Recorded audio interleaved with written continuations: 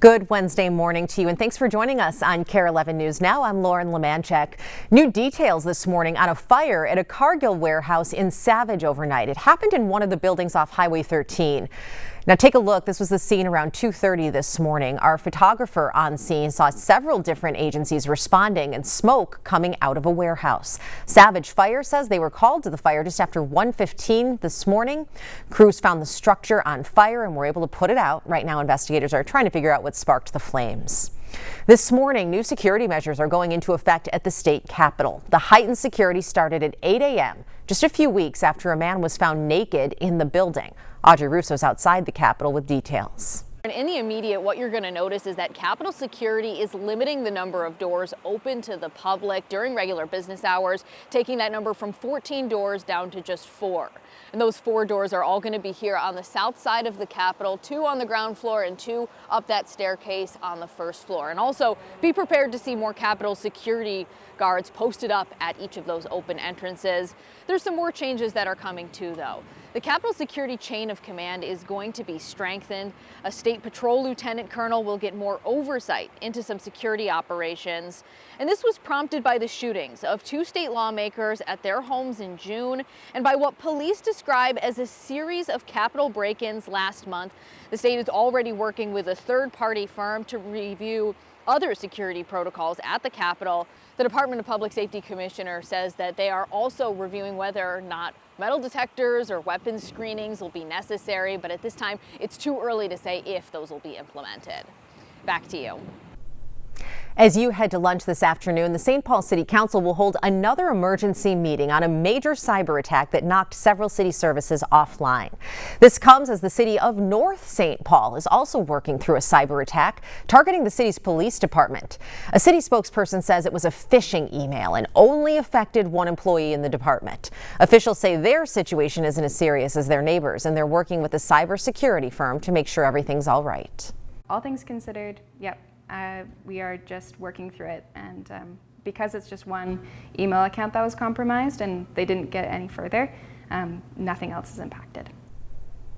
She says the city will reach out to any residents if in fact they are impacted. A cybersecurity expert tells us the attacks on St. Paul and North St. Paul are likely much different.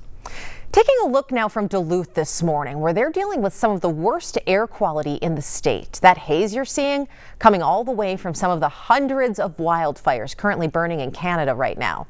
This week, millions of people have been forced into air quality alerts because of the smoke from those fires. And you can see that thick haze hanging out over several cities in the Midwest.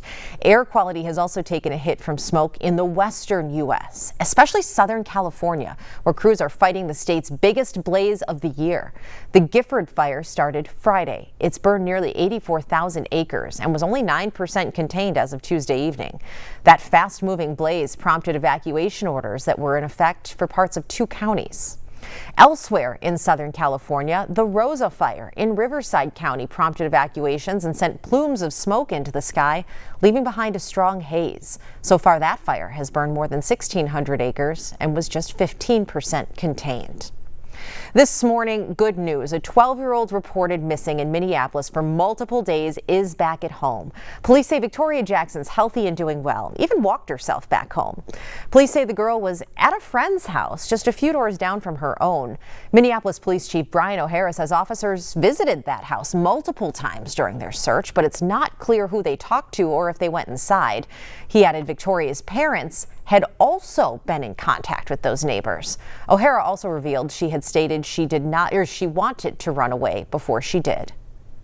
We'll continue to investigate just to determine exactly what occurred since Saturday night. But the most important thing is Victoria is home, she is safe, and she is healthy. And again, we're very, very thankful to be able to share that news, because I was very, very scared at this point that we were not going to have good news at the end of this. Victoria's family was concerned about her type 1 diabetes, but she was cleared by paramedics.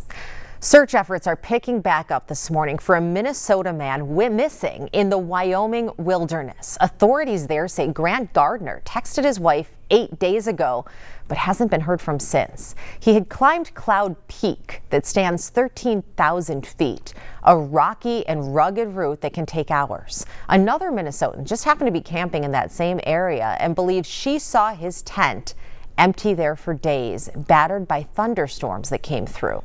We ran into a couple from the Forest Service who were part of a search and rescue, and they had the canine with them and just told us that there was a single camper, his name was Grant, and that they were struggling to find him.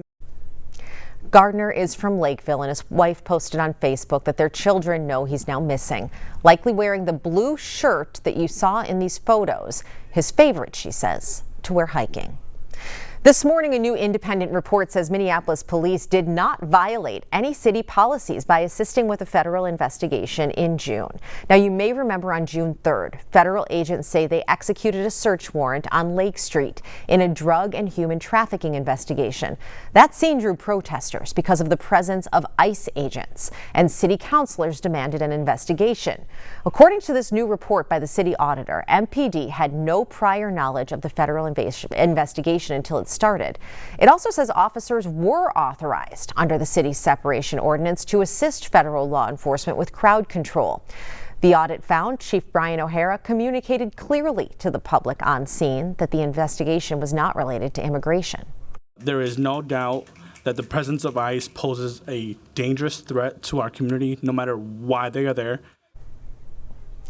That was Jason Chavez, one of the councilmen who demanded that audit. In a statement, Mayor Jacob Fry says facts matter, and the audit confirms the city did not violate its separation ordinance and acted with integrity, keeping public safety front and center. A check of the markets this morning with just hours to go until President Trump's tariffs on several countries will take effect. Right now, the White House is still scrambling to make deals, and consumers are preparing to see higher prices. The president also pushing back on growing frustration over transparency in the Jeffrey Epstein case. Jay Gray is in Washington with all the details. Good morning. And at the center of his strategy to restructure international trade and boost the economy, President Trump for months has touted his tariff plan. Just after midnight, the current version will roll out with import taxes from 10 to as much as 50% on goods from more than 60 countries. While here at home, the White House can't seem to escape growing questions and pressure surrounding transparency in the Jeffrey Epstein case. Now, inside 12 hours of President Trump's tariffs taking effect, we made the greatest trade deals in the history of our country. Not all of the deals are done. Negotiations with China, Switzerland, India, and others still in the mix. Uncertainty that leaves many worrying about who will ultimately pay the tab. Heavy equipment maker Caterpillar warning tariffs could bring a $1.5 billion bottom line loss. And Marriott citing tariffs in a drop of government and international travel to the U.S. I try not to go over like $50 because that's kind of like my budget. A new Associated Press poll shows a majority of Americans say the cost of groceries are now a major source of stress. The idea that your fresh food is going to double or triple in price in a matter of days from when you previously purchased it, I think is a cause of concern for anyone. And all of that unfolding as the White House also deals with growing pressure for transparency in the Jeffrey Epstein case. The president suggesting transcripts of a recent 9-hour Justice Department interview with Epstein associate and convicted sex offender Ghislaine Maxwell could soon be released. Her legal team, though, pushing back in a written statement saying whatever interest the public may have in Epstein, her legal options are viable and her due process rights remain. Maxwell currently appealing her conviction. The ayes are 8, the nays are 2. While the House Oversight Committee is now calling on the Justice Department to turn over all of its files on Epstein and Maxwell by August 19th. And let's get back to the tariffs for just a second here. The president saying the rollout at midnight, just the start, promising more tariffs, some possibly at 200% or more, will be imposed on pharmaceuticals as well as semiconductors and computer chips, all that in the next couple of weeks. Jay Gray, NBC News, Washington. New today, U.S. Special Envoy Steve Witkoff and Russian President Vladimir Putin holding talks in Moscow as a deadline from the White House for Russia to reach a peace deal with Ukraine creeps up. Now, Russia needs to agree to something before Friday. Otherwise, the country will face extreme economic penalties that could also hit countries that buy Russian oil. So far, the negotiations have made no progress on ending that 3-year war following Russia's invasion of its neighbor.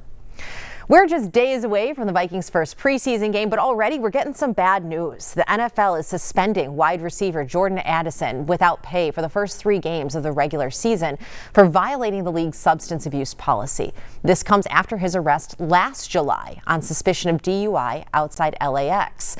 Addison is allowed to participate in all training camp activities and preseason games. The Vikings' first preseason game is this Saturday versus Houston. They kick off the regular season September 8th against Chicago. Stick with us. We have more news and weather coming up after the break.